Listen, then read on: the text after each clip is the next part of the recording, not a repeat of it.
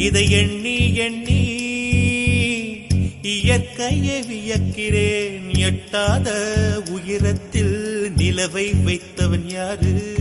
பெண்ணே